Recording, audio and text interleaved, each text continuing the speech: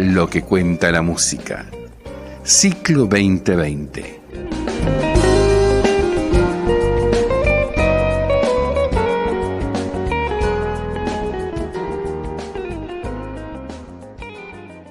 Por 91.1 Aire de Santa Fe, comenzamos este segmento de la noche de Lo que cuenta la música.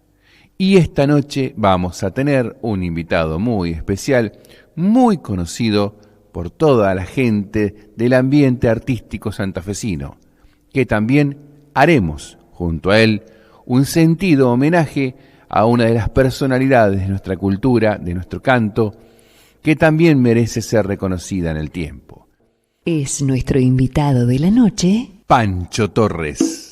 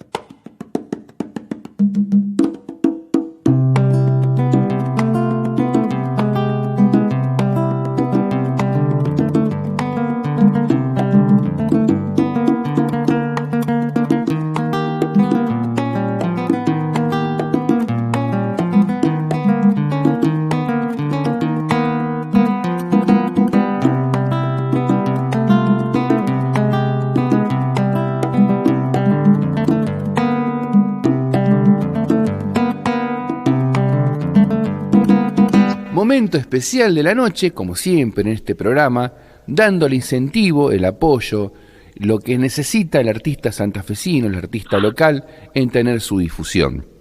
Algo que es una tarea que tenemos que cumplir los comunicadores, en darle el mayor apoyo posible a este rubro que lamentablemente, si no tuviera un medio de comunicación, una revista que le publicara sus presentaciones o un apoyo simplemente a partir de las gacetillas de prensa, muy pocas veces tienen la posibilidad o el presupuesto de hacer, como se dice antiguamente, una campaña publicitaria, porque los sponsors son para los grandes eventos, los pequeños generalmente se hacen a lomo. Y acá tenemos un ejemplo, pero totalmente evidente de todo lo que acabo de hablar, que es Pancho Torres, que es un productor, músico, grabador de disco, productor general de todos los contenidos que tienen que ver con el arte de la música. Bueno, ha caminado tanto este muchacho, yo creo que caminó más que Forrest Gump en su película. ¿Se acuerdan cuando empezó a correr Forrest Gump y no paraba y no paraba? Bueno, después, atrás de Forrest Gump, si ustedes se fijan bien y recuerdan que él tenía una barba terrible, había un muchacho que era muy así, que caminaba también mirando para todo. Ese era Pancho Torres, para que usted se dé una idea. ¿Qué tal, Pancho? Muy buenas noches. Pero qué presentación, impresionante, gracias. Pero que vos sabés que me acordé de Forrest Gump. Lo Muchas que gracias. vos has corrido, querido, en toda tu vida, como músico, como productor, la verdad que no sé cuántos kilómetros tenés. Por suerte no era porque me perseguían.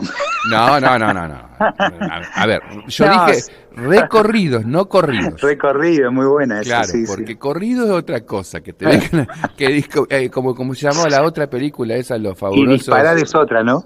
Y disparando peor todavía, claro. Claro. Ahí te vienen a cobrar y salís ahí por la ventana corriendo Sí. con la guitarra, ¿viste? Los perros. Claro, ahí ya haríamos los corridos mexicanos, ¿eh? Otra música. Tal cual, sí, está bueno. Claro. Bueno, pero la verdad, loco. Bueno, la verdad, gracias por la Pancho, presentación. sí, vos tenés una trayectoria realmente impecable, una imagen, además, dentro del ambiente de la música santafesina muy ganada, muy lograda, porque, a ver, lo nuestro es una construcción personal y diaria. Si vos todas las mañanas te levantás y ya tenés un proyecto en tu escritorio, tenés una grabación que hacer, un trabajo con la cultura, te desarrollás dentro de un foro cultural que también te involucra con un montón de eventos que a veces ni siquiera salen de ahí. Y bueno, todo eso es Pancho Torres. Así que hoy tenemos un espacio especial para gracias hablar por con verlo un así amigo. también. Por favor, me extraña. No, digo porque por el hecho de que, digamos, en cada cosa que decís hay como una gran valoración y a mí me emociona y lo tomo justamente como de quien viene, ¿no? Como de alguien que también tiene un súper recorrido. No es por tirarnos flores uno al No. otro, pero Y años vividos también. o sea, claro, también lo tomo así, ¿no? Por eso te decía. Bueno, Yo te conocí de joven también, como fuimos alguna vez, siendo un estudiante del Instituto Superior de Música. Mirá dónde vamos a empezar, así te lo voy a sí, tirar bien lejos como para que la vayamos después recogiendo en el camino, ¿no es cierto? Te conocí como un estudiante del Instituto Superior de Música, te conocí como una persona que ya con mucho entusiasmo, y bueno, de ahí en más hay todo una trayectoria profesional que vamos a empezar a recorrer justamente y que vos nos cuente. Así que en algún momento hay un punto de partida. ¿Y cuál fue tu punto de partida? con la música el punto de partida fue en la niñez, porque eh, en mi casa se tocaba música, dejaban un bombo en casa y entonces yo le aprovechaba siendo muy chiquito y en el lugar central de la casa había un equipo de música y ahí yo iba, ponía discos y copiaba aparte de lo que escuchaba, ¿no? Y entonces, bueno, ahí arranqué, en esa época mi infancia fue en Rincón, que era un pueblo muy tranquilo, muy diferente al de hoy, era como un lugar, te diría que paradisíaco, y donde las calles eran de una arena mucho más densa de la que se puede ver hoy. Las casas estaban como más abajo que la calle, por ejemplo, ¿no? Por la cantidad de arena que había fuera y eran como grandes bancos así en las esquinas. Costaba mucho andar en la bici, por ejemplo. Y ahí yo me crié hasta que vinimos a Santa Fe y yo teniendo 11 años más o menos, empecé a estudiar guitarra porque me había apasionado con una presentación de Mercedes Sosa que tocaba con un guitarrista que a mí me apasionó. Y tiempo después, años después, muchos años después, descubrí que el guitarrista era Quelo Palacios. Ah, el famoso Y, Kelo Palacios, Domingo y Cura, claro, Jaime Torres, claro, todo un... en casa se tocaba y todo, pero a mí me deslumbró esa guitarra, ¿no? Y entonces pedí que quería tocar, que quería aprender y yo tuve como tantos, una abuela de esas que están atentas y entonces me mandó a estudiar.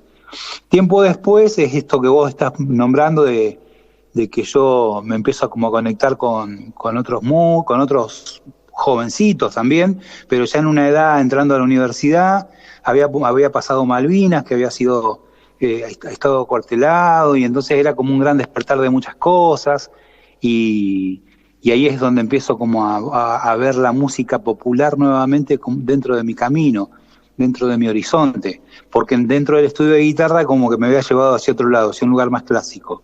Entonces, cuando aparece ese despertar político, esa vuelta a la democracia y todo eso, se me coloca delante de la cara esta cosa de lo popular, de lo colectivo.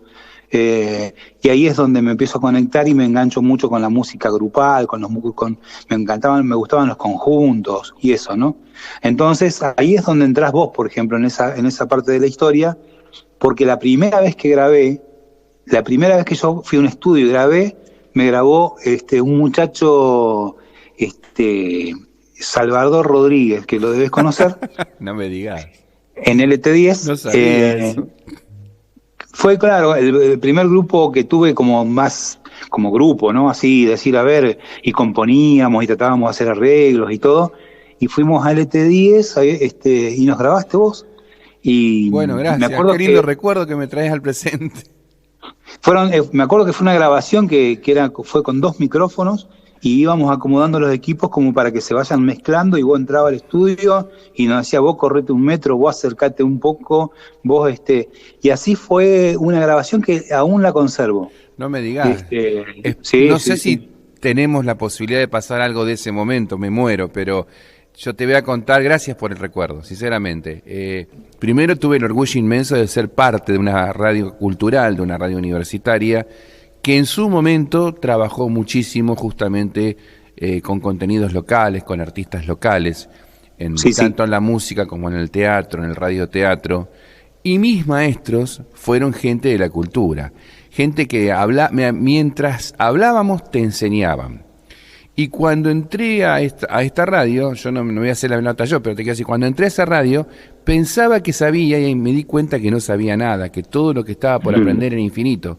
Porque justamente lo que vos me decís, el que era jefe mío, Daniel Facio, de la parte técnica, nosotros decíamos cariñosamente el Cabezón Facio, ¿qué pasaba? Él me decía, mira, la percusión tenés que tomarla a esta distancia. Los vientos, fíjate la ecualización es esto, tenés que tomar los micrófonos, fíjate la atenuación.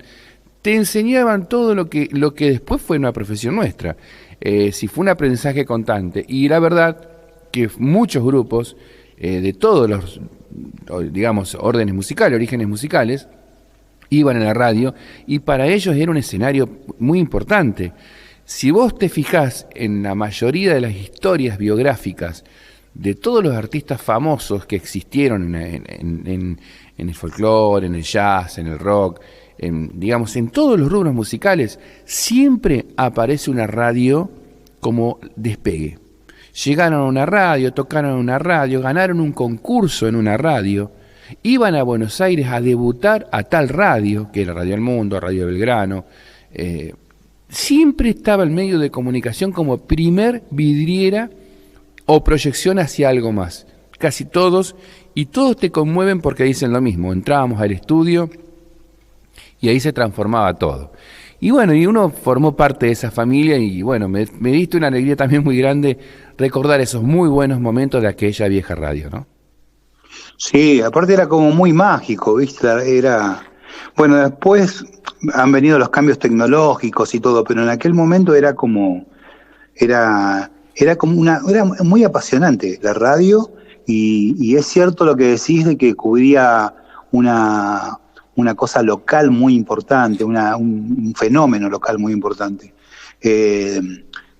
Todos pasábamos y todos queríamos ir y nos costaba irnos y bueno, había que irse pero si era por nosotros nos quedábamos ahí mirando toda esa magia, todo lo que se provocaba entre el operador y era todo cosas que ahora se han naturalizado y que son como más comunes. En ese momento era súper importante. Y es verdad lo que decís, esta cosa de que todos pasaron por una radio y bueno, yo vengo de familias además. Hola. Suegro Raúl Golzá, que era baterista. Ah, el papá de Lina. Y él, por ejemplo, el papá de Lina trabajaba en la radio, trabajaba porque las radios tenían su orquesta. Entonces, claro, era músico estable, sí. Bueno, mi viejo fue músico de Radio Belgrano. Te estoy hablando de hace una ponchada de años atrás, cuando las radios porteñas tenían sus propias orquestas. Y es más, Radio El Mundo, que era la radio tope de gama en esa época, tenía dos orquestas. Tenía una orquesta, digamos, para el gran salón, los grandes eventos, y después tenía otra orquesta de segundo nivel, por decirlo de alguna manera, para los bailables. Claro, sí. Incluso había como un despliegue, como un protocolo de horarios, ¿viste? Incluso tenían distinto nombre y tocaban los mismos músicos. También quedó en millones de anécdotas esta cosa de que, bueno, y ahora pasamos a la orquesta de no sé qué y eran los mismos. Bueno, Pancho, ¿pero te quedó algún registro de esos? Dijiste de la primera grabación tuya de radio, no me digas que la tenés. Yo la tengo, sí, la tengo en algún archivo porque como después más tarde me ataca la pasión por el tema del audio y del estudio de grabación y todo. Y la restauración. Y la restauración y digitalización y qué sé yo, bueno, se ve que ya antes, sin ser muy consciente, ya tenías capacidad para guardar las cosas y ya venía preparándote. Sí, ya venía guardando cosas y pensando en el futuro si se podían mejorar, si aparecían herramientas nuevas. Así que sí, la tengo y te la voy a pasar, con todo gusto, con todo cariño. Vamos a recordarle a la audiencia que estamos hablando de no hace muchísimos años atrás, sino esto es década del 80. Pero ya en esa época había un estándar muy alto de calidad de grabación. Por supuesto era todo analógico y se grababa con grabadores de cinta abierta. Y los micrófonos eran los Neumann. Y LT10, por ese entonces, no sé ahora, nosotros teníamos 10 micrófonos Neumann que lo usábamos para grabar. Yo no creo que existía, sacando el estudio del Portugués da Silva, en Buenos Aires, donde se hace el programa del Alomir, ese programa que es un espectáculo. Bueno, yo no sé si en otro lugar hay 10 micrófonos Neumann para grabar. Yo en ese estudio grabé, mirá los recuerdos que me traes, lo grabé al maestro Eduardo Lagos, a Remo Pignone, lo grabé a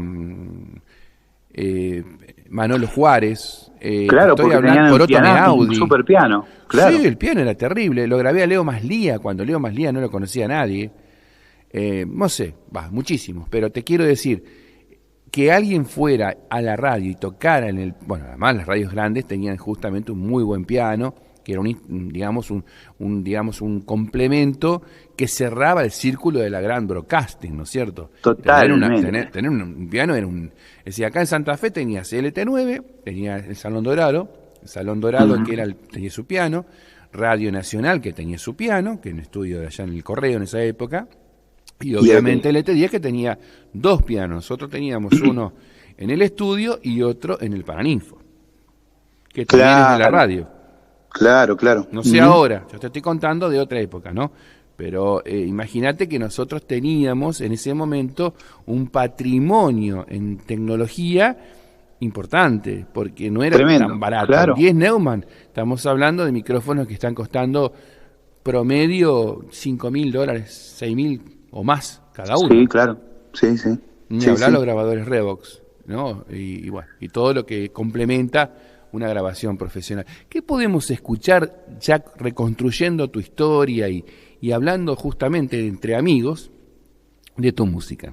A ver, podemos arrancar con algo que me recuerda a esa época, por más que no sea grabado en esa época ni de esa manera, pero que fue de un grupo de músicos del cual aprendí mucho y que formó una banda que se llamaba, un grupo que se llamaba Ojo Cósmico, y que en ese momento éramos varios que teníamos un poco la locura de la música y a la vez también del audio, como José Antonio López, que era el baterista, que hoy vive en Zaragoza, en España, y era como un loco también de la tecnología. Y bueno, me acuerdo que grabamos así varios temas, entre ellos un tema que se llama Es Solo Charla. Lo digo porque me trae también este momento, un tema de Pat Metheny que se llama Es Solo Charla, con unos... No, por un lado es como una transcripción mía y a la vez tiene algunas intervenciones en el tema. Así que podemos ir escuchando eso. De Ojo Cósmico, Es Solo Charla.